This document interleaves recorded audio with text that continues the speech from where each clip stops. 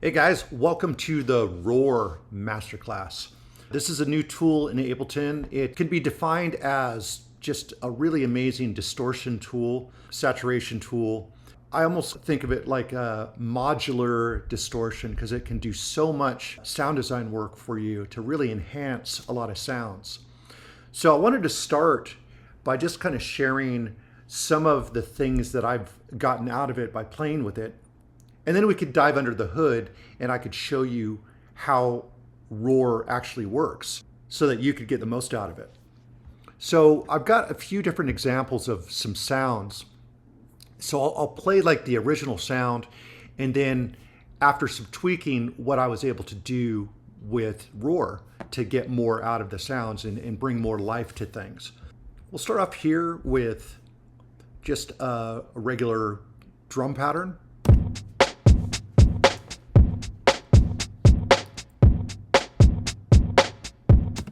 And using Roar, it got a really wildly different sound that I found much more interesting.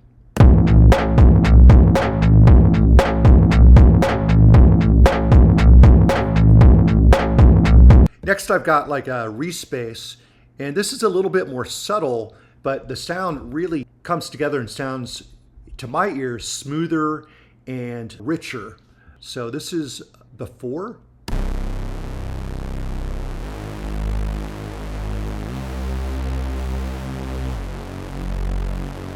And this is after.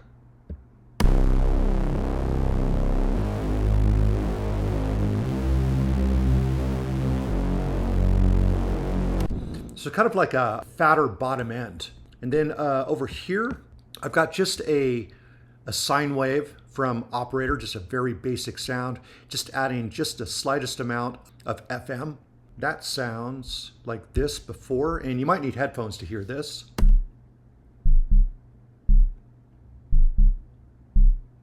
All right, and then after.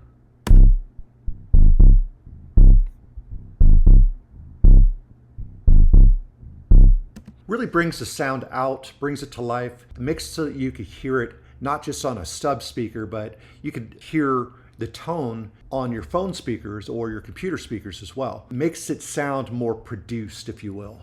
And then I'll show you what I've done here with just a pretty lifeless lead part or melodic part, if you will.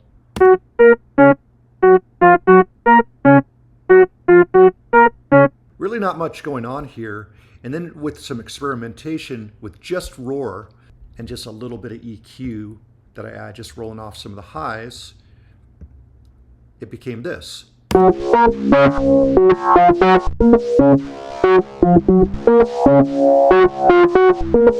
So really a lot of character to the sound, really something different. And you know, I could obviously set the wet dry in a different way to bring more of the original sound, but since the original sound was so boring, I kind of like the whole process sound there. This here is just an 808 sub.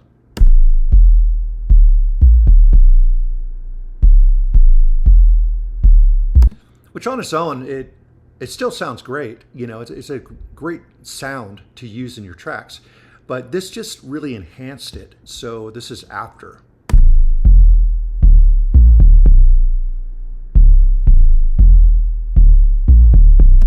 That saturation and distortion gives it that more meaty, professional sort of sound, something that you would actually hear in a professional recording. And then over here, I was just playing with an experimental thing that I did here with Roar using the same 808 sub. So just same sub.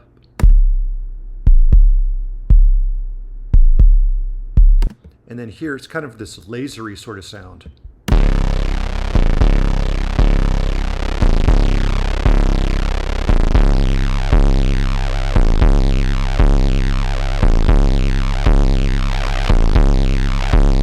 Really cool stuff. So that is some of the stuff that Roar can do.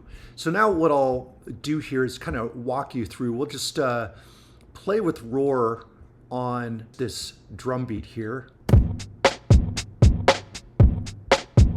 So what I'll do is I'll just drag in another Roar effect here.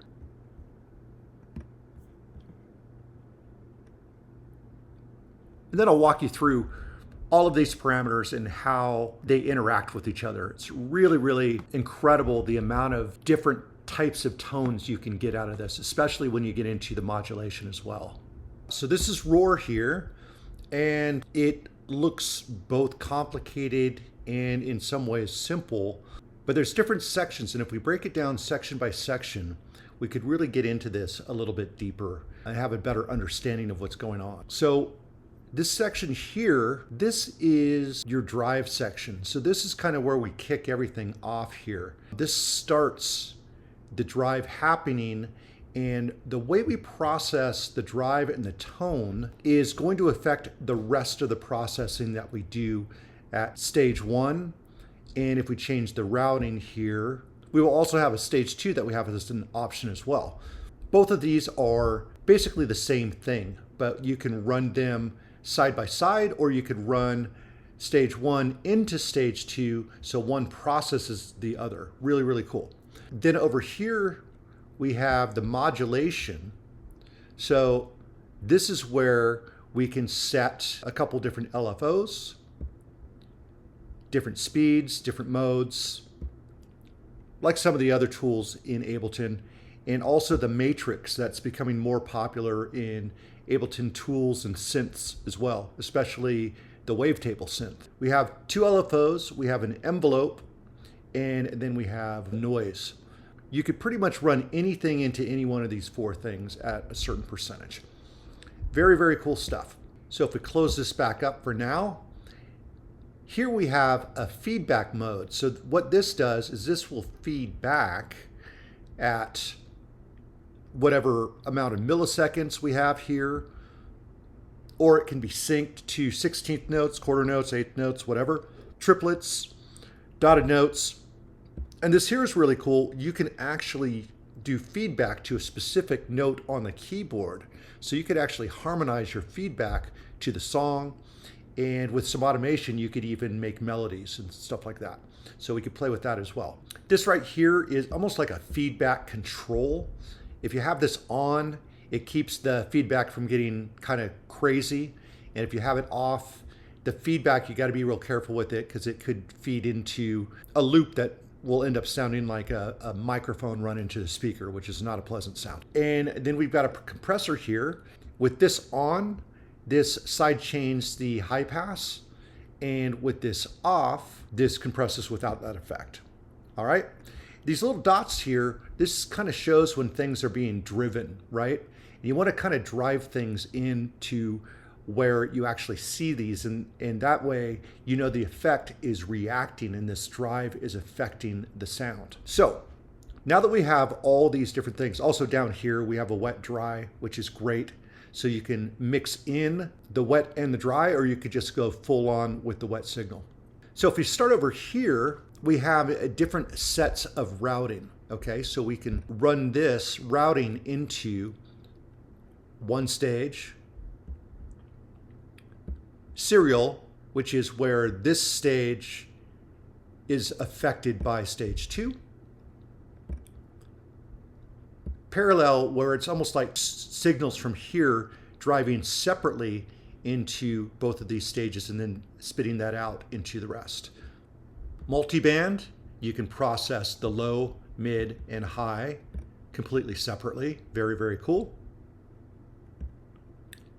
Mid side, that's the middle signal, almost like the mono signal, and then the left and right signal can be processed totally differently as well.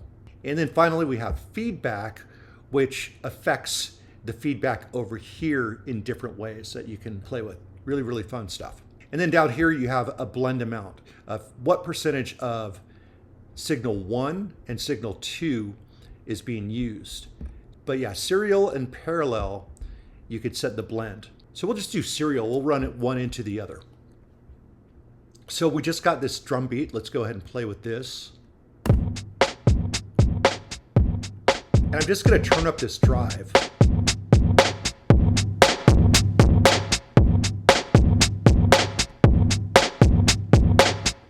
Okay, now we can play with the tone of this. So if I turn the tone down, it's going to focus the drive on the lower frequencies. If I turn this up, it's going to focus it on the upper frequencies. And here, if I click this here, what it will do is compensate for what it loses in the low end or compensate what it loses in the high end when you focus on one tone or another that's not in the middle. All right, so we'll go ahead and play with that.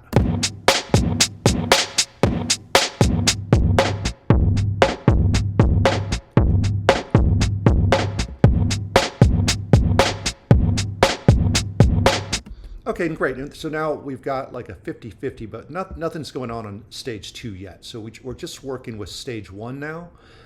And in stage 1, we have our amount, we have bias, which has to do with the DC offset. For the most part, just play with this. This kind of changes the type of signal you get. So you can choose the type of algorithm for this type of distortion. All right, so you've got a lot to work with here. So if we just start with the soft sine wave, we'll just play with that.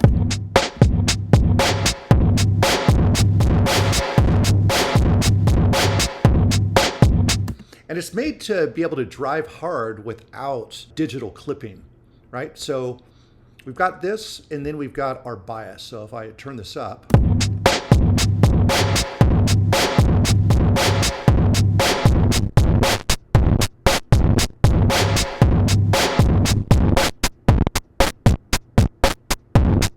there we go. And then filter, obviously it works like a filter: low pass, band pass, high pass, notch, peak, morph, comb filter, all very, very cool stuff. And then resampling adds a little bit of bit crushing here. So if I play with this,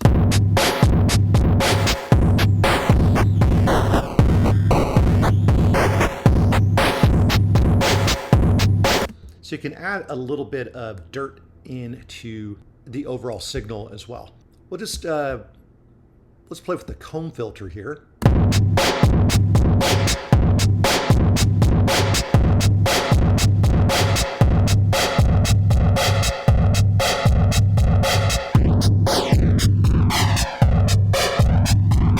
Okay, that seems fun. So what I'm gonna do is this frequency here, I'm gonna run it through one of these LFOs so that we can get some movement back and forth. So I'll go to the matrix here and I'll just apply it to LFO 1.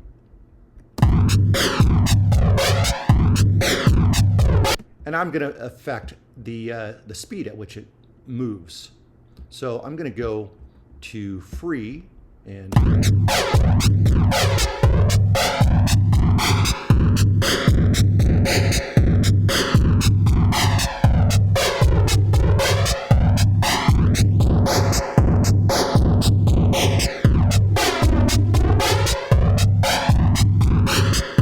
now let's take a look at what different types of distortion sounds we can get. So I'm just going to keep this amount up so that you can kind of hear what's happening. And you can also affect the level of this as well. So now, just so we could hear what this sounds like here, I'm going to go ahead and shift this back over to a low pass. And I'll just for now remove this. And let's get this back up.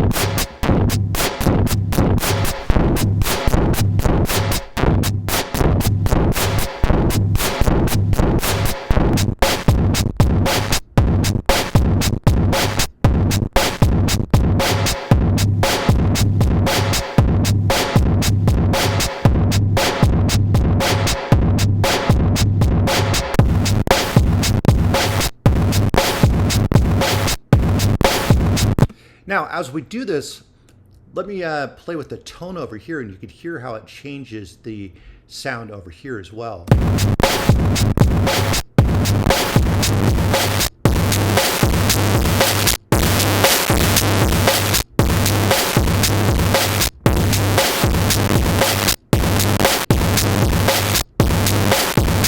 digital.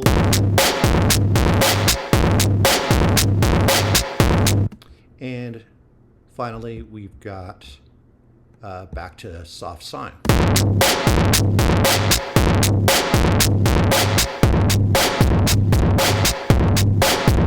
Cool.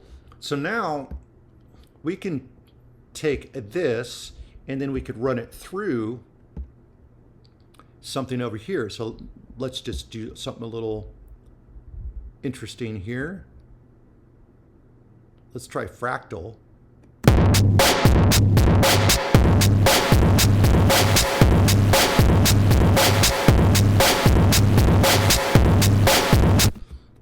Let's try something a little different here. Maybe try Bit Crush.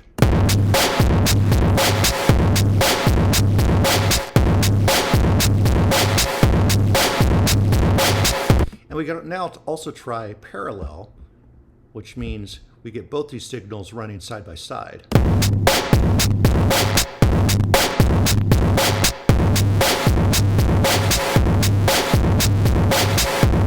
And now we can play with the blend so you can hear what each one is doing.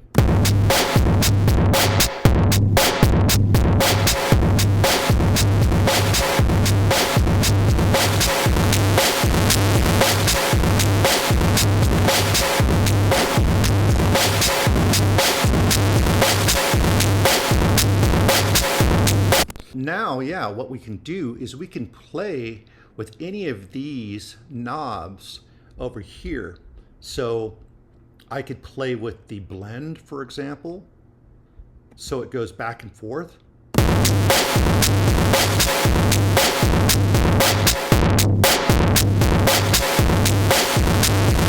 Like so, that's fun. Let's use noise and let's play with a couple of these. So let's, I like to use free just because you get, I think, a little bit less predictable results. All right, so we've got this going on. Let's assign it to the frequency here. So all I gotta do is click on that, then go to the matrix, and then we can assign this to noise, either up or down.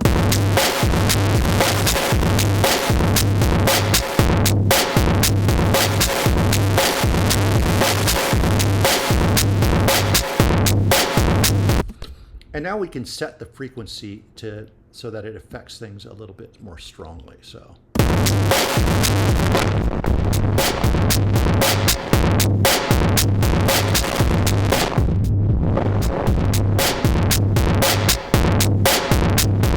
Or we can try a different type of noise, sample and hold.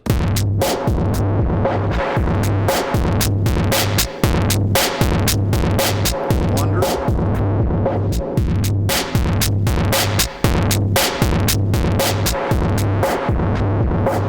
And sequence.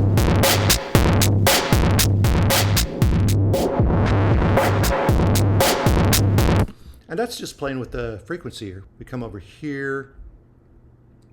Maybe we want to run this through the envelope. So let's, okay, we got this here, envelope.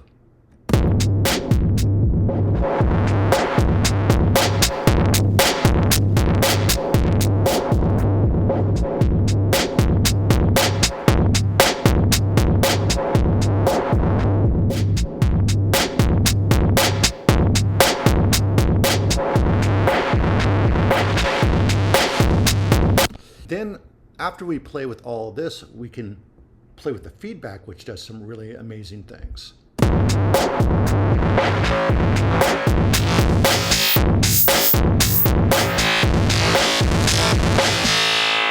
Which is great. Once again, I'm going to play with the notes here so you could hear the notes change.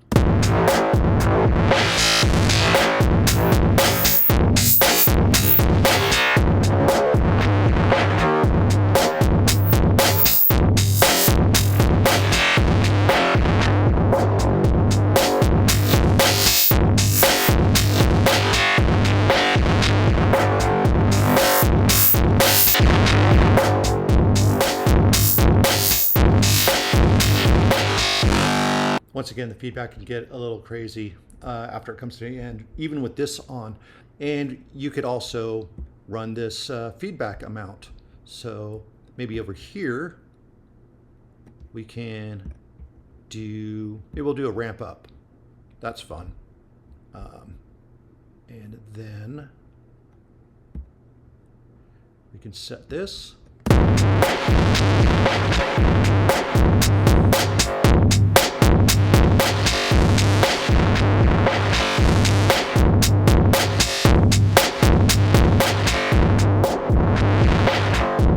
So as you can see, the fun really never ends. And then once you understand the basics of how this works, then it's just about experiment. You don't need to know much more than this to just start playing around and seeing what kind of things can happen. Also, if you want a little inspiration, there's a lot of presets that you can use as a starting point to get some really interesting results. So definitely feel free to play with those as well. So I hope that this is something that excites you. For me, I think it's something that is going to be a must in almost all my productions from here on out. There's just so much that you can do with one plugin. We haven't really even played with running that through any other effect or what have you. So that kind of shows how versatile this is. So with that, guys, if you got Ableton 12, dive into this. I think you're going to have a pretty amazing time. Take care, guys, and talk to you soon.